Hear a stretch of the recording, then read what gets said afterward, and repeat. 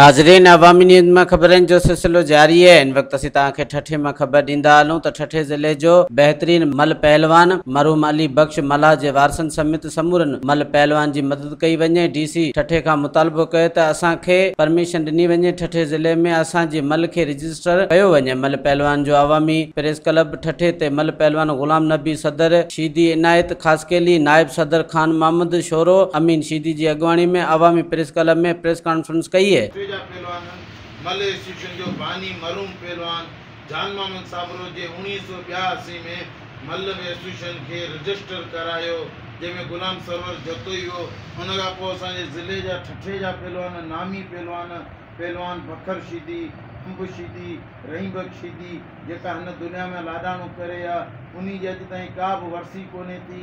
ऐं असांखे का बि गवर्नमेंट सत्ता ते असांखे न वज़ीफ़ो न असांखे ड्यूटियूं, असांजा बच्चा मलाखणा कोन हूंदा आहिनि, मेला ख़तमु थींदा आहिनि। लॉकडाउन जहिड़ी बदहाली असां सां हूअं बि कई गुज़रंदी आहे, पर हींअर 7 महीना गुज़री, हूअं महीनू बि गुज़रंदी हुई। मेला ख़तमु त असां बेरोज़गार थी वेंदा आहियूं।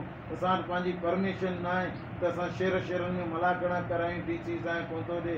ऐं असांजे वधि में वधि हींअर जेको असांजो एहतिजात आहे उहो हिन ॻाल्हि ते आहे त अली भाई मला जेको आहे उहो असांजे ठठे जो मञल पहलवान हो।